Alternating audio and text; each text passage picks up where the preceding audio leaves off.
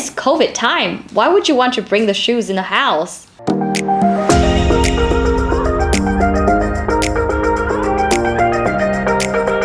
Hi everyone, welcome back to my channel. My name is Vân, I'm Vietnamese, and I'm gonna be your local tour guide who introduces you to Vietnamese culture, food, and travel. So if you'd like to learn more about Vietnam, don't forget to subscribe to my channel and hit that bell button so you'll be the first one to be notified for my next videos. So recently I did a video called A Vietnamese Reacts to 7 Things Not to Do in Vietnam by Kel McKinley. But today I'm gonna do 10 things that you should not do in Vietnam under a Vietnamese person perspectives. I think this video is gonna be helpful for those of you who plan on coming to Vietnam because it can help you mitigate the culture shocks and the misunderstandings in terms of communications due to the cultural differences.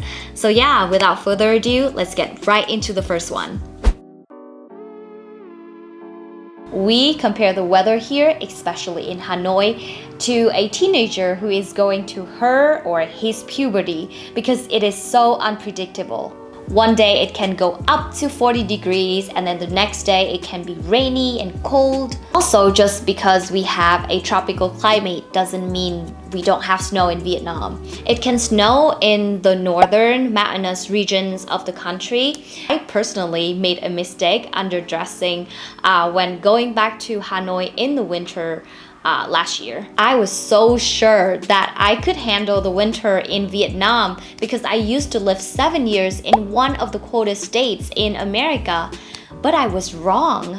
It was freezing in December in Hanoi. Even though it was just like 10 degrees in Celsius, which is 50 degrees in Fahrenheit, but it's still so cold, guys. And I finally know the reason why is because Vietnamese people don't insulate their homes.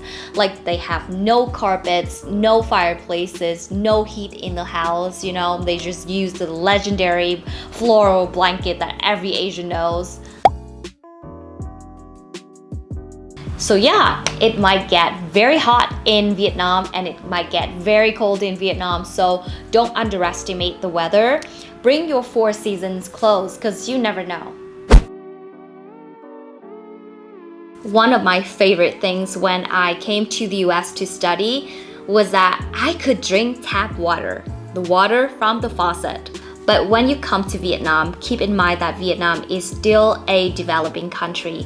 We still need to work on our water contamination, water pollution. So the tap water in Vietnam is not safe to drink. If you want to drink water in Vietnam, I suggest you to buy water dispensers or water bottles from any convenience stores or supermarkets. Or if you want to drink tap water, just remember to boil the tap water first before drinking it.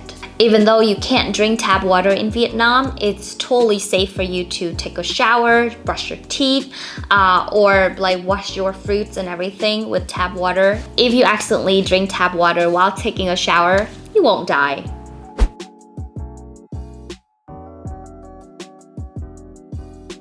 Alright, number 3 is gonna be a sensitive matter, and I always don't like to talk about politics on my channel, but I think you guys should know this one because I have seen a lot of incidents that foreigners are being arrested for not knowing this rule. I know in America it's okay for you to make fun of your presidents, like you can make memes out of them or you can make them rap.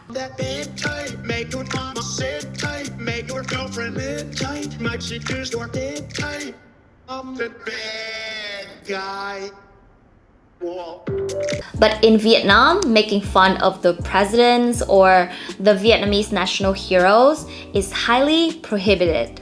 So yeah, making fun of the government or taking pictures of any military installations and equipment is considered a breach of national security and you could end up in jail. So you need to know this Vietnamese culture to understand why Vietnam takes it so seriously. For most of the time in the past, Vietnamese people had fought many foreign troops to protect our freedom, and that's why Vietnamese people are very proud of the national heroes like Ho Chi Minh or Võ Nguyên Giáp ASAP. That's the reason why when you make fun of them in public, it's gonna get very offensive. So please be careful with any political topics in public. Maybe keep those conversations in your room because I don't want you to spend your vacations in jail.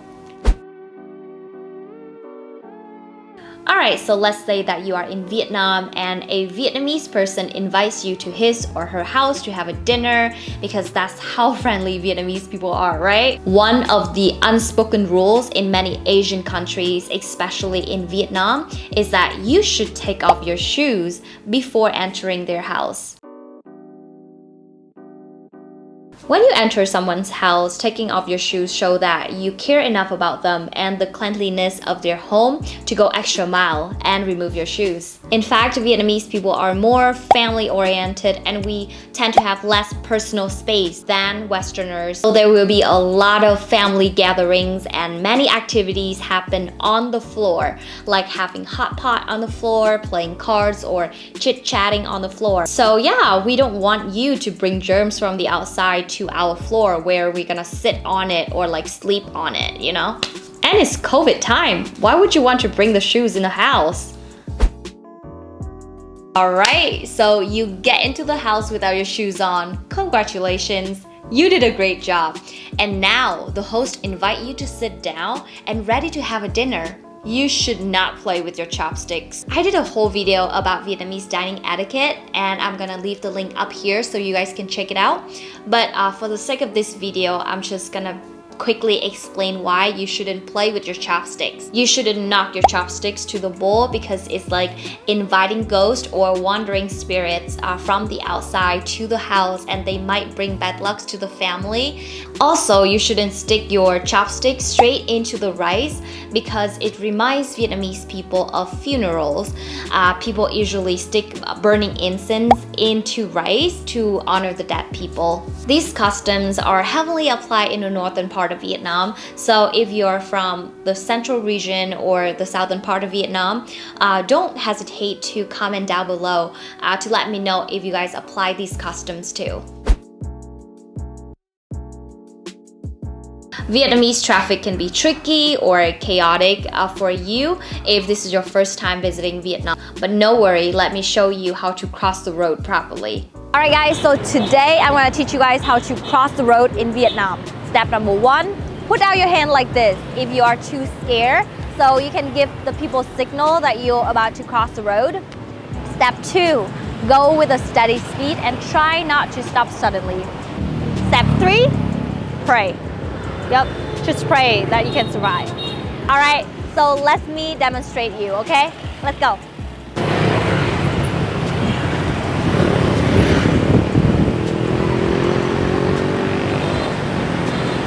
Mission complete! Pickpocketing and bag snatching can be common problems in many tourist attractions in many countries, including Vietnam. Although Vietnam remains a safe destination for tourists, bag snatching can be a serious problem in the southern part of Vietnam, especially in Ho Chi Minh City. So if you don't want to be a victim of bag snatching, you should hold your purse in front of you or you can grab it around your shoulder.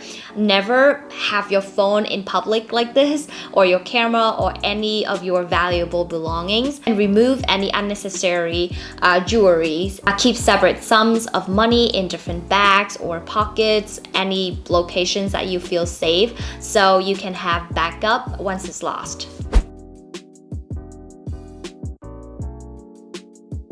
Temples and pagodas are considered as religious places that are very sacred.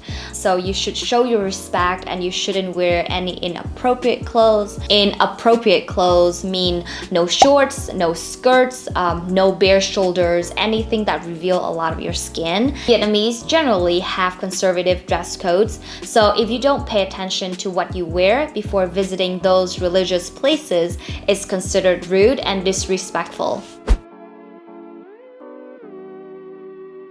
When you speak Vietnamese to local people and they laugh at your broken Vietnamese, it doesn't mean that they're making fun of you. In fact, they think that you are cool or cute.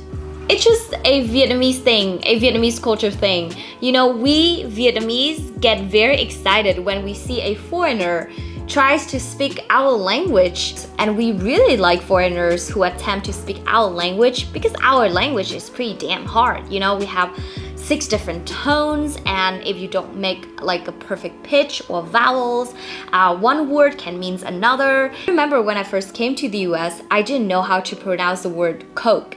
Instead, I pronounced cock. Would you laugh at me if I mispronounced that word?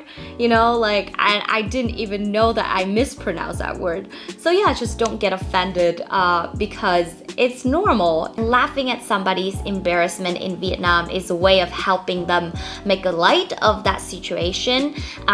It is not intended to offend you or to make fun of you. So yeah, don't take it personally.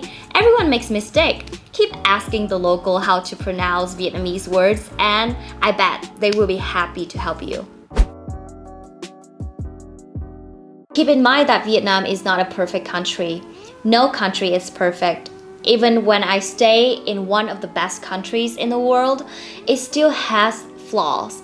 But isn't it a beauty of the world where we can see different places, different people, different languages, different cultures, and we can all learn from each other? When you travel to Vietnam, don't get too shocked when you can't drink tap water or the weather here is just so fluctuated, or Vietnam has so many trash and it's not as clean as Singapore and the US. It's still a developing country, and that's why I'm making YouTube video to raise awareness. So yeah, just travel with an open mind and a warm heart, and I bet your best experience will come from unexpected moments when you travel to Vietnam. So yeah, those are the 10 things that you should not do in Vietnam. And if you find this video helpful, don't forget to give me a thumbs up, and don't forget to share this video to your friends so they know too. Alright, I'll see you guys in the next one. Bye!